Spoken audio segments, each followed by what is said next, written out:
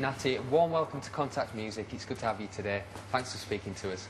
Thanks for having me. I know you've got a cold, so we'll take that into consideration. And if you have to stop to sneeze, that's absolutely fine by me. Cool. You're deep into your first UK tour. Started out in Southampton. How have the shows been going? Shows have been amazing. Yeah, I'm not even bullshit. I mean, I'm not even lying. They just been like, yeah. Because I've never been to a few places. Like, I've never been to Newcastle, Southampton, Edinburgh. And then, like, I go to, like, Southampton was the first one, like you say. Yeah. And there must have been, yeah, like 150 people or something. And I was like, what? I was expecting, like, 20 or 30. Yeah. So it's all going really well. All the shows have been cool. Yeah, that's the power of the internet as well. You know, music gets around so much faster these days. Indeed. I've noticed that you're playing with Toots and the Maytals in Dublin. Yes, I am. You know, an original Studio One artist, one of the keystones of reggae music, really. How do you feel about that? I feel really good about that, to be honest. Why wouldn't I? It's cool because I've supported Lee Perry before. Really? And I've supported Horace Andy. Wow, you've got it covered then. So I've pretty much got it covered now.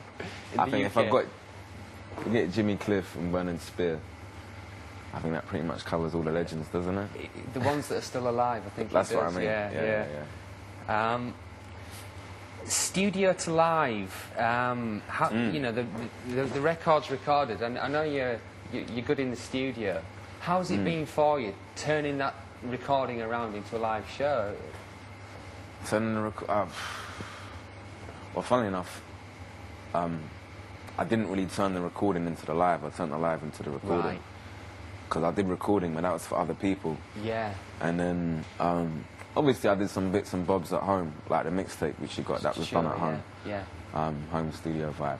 But all the songs which you're going to hear on the album were started pretty much, I'd say about 60–70% of them were started pretty much with just the guitar. Right. And that got built up through adding band members and stuff like that and going through different parts. Then there were a couple of songs which got broken down to acoustic guitar from a program situation, studio situation, down to guitar and then back up through the live thing. So the whole album is going to be live, basically. It's not got hardly any I don't think it's got any programming on it. Wow. No editing, nothing. It's just all live. When did the band come into the sort of mix? And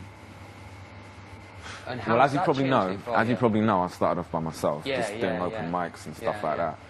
But I used to do open mics with John, who is my percussionist. Yes. He's another singer. We used to just turn up together. I started doing my thing, and I was like, come along with me.